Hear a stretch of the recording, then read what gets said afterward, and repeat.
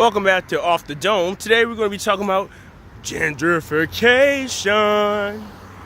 And, well, what did I think about it? Well, first, I found out what it meant. It's basically when lower income people, blacks and Hispanics, minorities so-called, live in areas in some part of town where they have little access to certain things. Maybe it's a food desert or whatnot. Homes are kind of shattered and broken. No renovations done. Landlords treat them like crap. And it gets deteriorated and run down over time. The people start acting like animals and savages, etc. Crime is high, blah, blah, blah.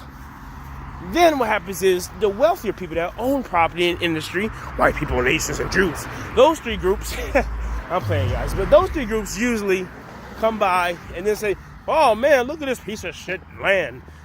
And usually what's good about the hoods is this. There's usually like a blank piece of property there, like a field or like a patch or a driveway or restaurants that are closed down and scrambled. They come by and knock those down. They build apartments and some small businesses. They even may sometimes get some bigger businesses to come by.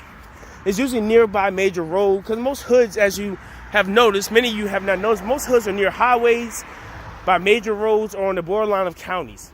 I live in Richmond, for example. Jackson Ward was brought by VCU. Now, Virginia Union University, a local historically black college, has bought some property on Brook Road and some on Chamberlain, but VCU has a monopoly on all the land around there. I personally lived through the process of multiple gentrifications. VCU basically took most of the Broad Street Strip. They rebuilt some of the South Side. They took some parts away from the hood on Jackson Ward already. And now what they're doing, they're finally keeping their promise. They're building new apartments next to Jackson Ward, the ghetto, so-called, in Richmond. Now, what this means is this. The argument has been, where are they going to put all the people, the niggas, that live there? Well, I have a simple answer for you. I think what they're going to do is put us all in one area. I say me as well, because I currently live in apartments as well. But I think they're going to put us all in one area of town. Some may say South Side by Midlothian. The problem with that theory is they're planning to regentrify those apartments. Let's talk about the East End. I know for a fact the East End's not going to happen because they're regentrifying Mosby and Fairfield. They built a new middle school a couple years ago. It looks great. It looks like a place in that ghetto. So they're going to have to do something around it. And they've already been building new apartments in Shacklebottom and some parts of Martin Luther King Bridge. I think what they're going to do is put some of us in the West End and some of us on parts of the North Side. They're not going to regentrify. But it seems like they're regentrifying all the neighborhoods. 4th Avenue, Brooklyn Park, North Avenue, all of Battery Park. If you guys live in Richmond or from Virginia and know the areas, like, comment, subscribe, tell them about what's happening in Richmond. But anyway, the goal of this video is to tell people that gentrification is not a bad thing. I used to think it was bad, but it's not. And the reason why it's not is because you get new opportunities to build new infrastructure, get new business, and a great economy for your city. Richmond's the capital. It should look like that. For years, Richmond has looked lackluster. A lot of the blacks even tell me that they used to have a lot of black-owned business, clubs, pubs, shopping centers, etc. But in the 90s, once the crime spree era happened, everything started deteriorating, everything was shut down, businesses went down, and they're just trying to revive that here in Richmond. Blacks are upset because white people are the ones that are doing it. But here's the question. Of all these blacks that live in Richmond, because I believe Richmond has like 500,000 citizens, we're a decently largely populated city. For the majority part of Richmond, for the majority of the North Side, majority of the East End without being on Broad Street area, for the majority of the South Side without going to Forest Hill area, you can find blacks and some Hispanics. The West End, basically, the white people basically have that already. And the West End is always so-called the good part of the city. I wonder why. But the question has to be, with all us people here together, and with everybody bragging with Jordans on and Cadillac cars, Cadillac trucks, SUVs, motorcycles, talking about they got connections to people in the county, didn't know this and that person. With all these people over the years, gentrification is really this simple. You find a lot or a piece of land that's vacant or occupied or run down area in the city.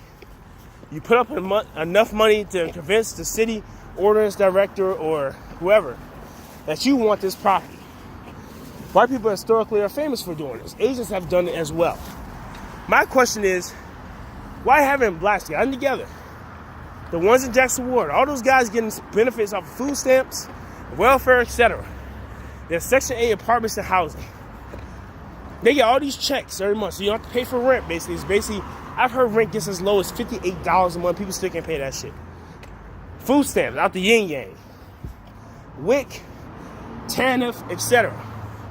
If you know some dope boys and you sell it to people in the community, why can't the dope boys get together, give that money to a bunch of older black men or women, or give it to the young black men that went to college or women that went to college? Get a group of about 12, 13 of us. I know we say more racism all the time, so let's not even use that excuse. I'm going to agree with you. A group of 2 or 3 white men could go ahead and rebuild the whole ghetto and put themselves in there fine. So get a group of 10 niggas. All 10 of these black men, women, get some older ones that have foot in the game. Shout out to my pastor, Pastor Drew in Richmond. Get some of your senior statesmen. Put some stock in that area and say, let's rebuild it. Let's get our schools better. Let's convince business to come here. And let's teach our people not to F stuff up when they come. Let's not put graffiti in the bathroom. Let's not give terrible customer service. You know, let's just be decent people. But they won't. And they can't. Because they know they can't, they just won't. They can. But they haven't. That's the sad thing about my city, Richmond. The sad thing about many cities across the U.S. Now, I believe in white supremacy to an extent. I do. I'm not pro-black like that. I do believe there's some strangleholds they put on us. Problem is, we don't even try to find the legal way out. There's always a legal way to get out of crap. That's OJ. That's Casey Anthony. That's the man who raped multiple women and only got 3 years. There's ways to get out of things. And they say, oh, well, they tricked us. They knew they were going to do this. When Jackson Ward first became a housing project to low-income people, it was sort of white people in the 50s. Over time, it got black. Maintenance and things like that were still there, though. It started deterring because those people stopped caring. Now, I know crack epidemic in the 80s and all that. We're always going to blame it on that. I get it. But maybe, just maybe, since it's 2010, and just hear me out. Since it's a new decade, you know what? No, I'm allow white supremacy to give you an excuse for the 70s, 80s, 90s, and 2000s. And the 2010s. Guess what, guys? 2020 is next year. Are we going to use the same white supremacy excuse that we used since the 70s and 60s? Or are we going to do something in the 2020s? Or are we just going to say we're going to wait to 2030? Or are we going to wait to 2040? Let's wait to 2050. By then, it's been 200 years. No, I'm sorry, 265. 2065. Then it's been 200 years since slavery ended. What's the excuse going to be then? There's going to be 100 years since the Civil Rights Bill. We won't have an excuse then. Surely we shouldn't. The Jews only need 15 years. I get they're white, so we give them that pass. Asians, oh, wait, there are some dark Asians. Oh, Indians, oh, what's the excuse for them? There's some Indians that are dark as the black people. Mexicans, oh, what's the excuse for them? They're darker than Puerto Ricans. So I get that we have historical prejudice against us.